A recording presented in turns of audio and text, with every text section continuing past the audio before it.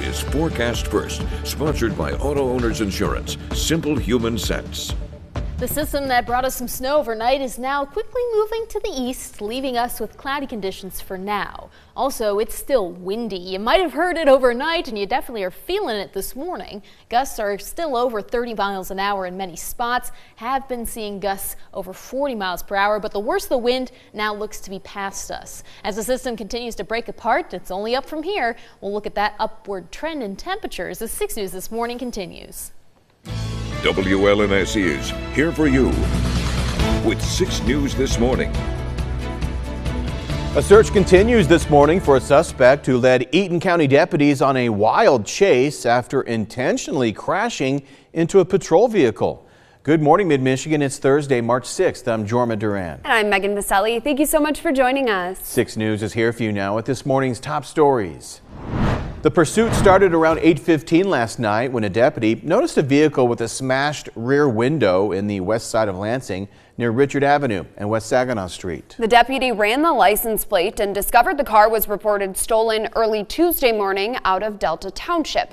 But when they tried to pull over the car, the driver took off. 6 News was told that at one point during the chase, the suspect deliberately crashed into a patrol vehicle. This left a deputy with injuries to their back and head. The chase eventually ended at West Saginaw and Bon Air Streets when the driver crashed into another vehicle, injuring those inside. He then exited the stolen car and ran away from the scene. The Eaton County Sheriff's Department describes the man as being 5 foot 8 inches tall and around 170 pounds. He was last seen wearing all black clothing with white stripes on the right side of his pants. Anyone with information about this incident is asked to contact authorities. The Ingham County Sheriff's Office once again is warning people to look out for scams. This comes after an 80-year-old Holt woman was tricked into giving away more than $40,000 over the course of several weeks. The sheriff says it all started with a computer pop-up late last month telling the woman her computer was locked. The woman called the fake phone number provided, and the scammer told her that her bank account and Social Security had been compromised. They told the victim to withdraw $40,000 for the Federal Deposit Insurance Corporation. The next day, a man came to her home and took the money. Then 2 weeks later, the same scammer called her back, saying the FDIC needed even more money. The sheriff says the victim went to the bank, took out more cash, and used it to buy gold, which the man came back to pick up. No reputable bank, business, or governmental entity will ever ask you to do this. Please, please, please never give out your home address to someone you don't know. Financial security is often as important as physical security. The Ingham County Sheriff encourages everyone to tell their loved ones about these scams to protect them from becoming another victim. Closing arguments and final jury instructions are expected today in the trial for the woman accused of driving drunk and into a Monroe County boat club that was hosting a children's birthday party last April, killing 2 kids. 67-year-old Marcella Chidester is charged with 2 counts of second-degree murder and other crimes. She claims that she has a history of seizures and does not remember the crash. The trial began on Monday that has since involved several law enforcement officials and the mother of the 2 children who died in the crash taking the stand. She faces life in prison if convicted. 6 News will keep you updated. The mother of the Oxford High School shooter now is looking to have Oakland County prosecutor Karen McDonald and her office removed from her case. Jennifer Crumbley's attorney filed a motion on her behalf citing ethical violations. The motion accuses the prosecutor's office of spending nearly $150,000 on 2 public relations firms to run a smear campaign against Jennifer and her husband James. The Crumbleys were convicted last year, each of 4 counts of involuntary manslaughter. That's in connection with the mass shooting carried out by their son Ethan, which took the lives of 4 students. The parents were later sentenced to 10 to 15 years in prison. This morning, a sigh of relief for U.S. automakers after President Trump issued a 1-month exemption for tariffs affecting vehicle imports. The White House says the other tariffs are still on, even after the president and Canada's Prime Minister Justin Trudeau had a friendly phone call on Wednesday. All this as the president pushes for a Russia-Ukraine peace deal. Here for you now is Jared Hill.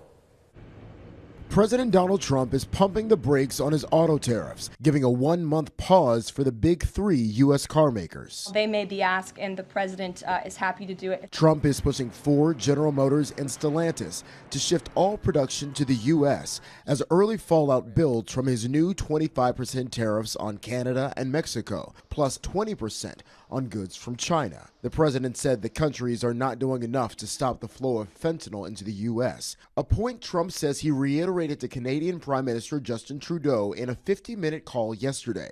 Trudeau and leaders of the other nations responded with tariffs of their own.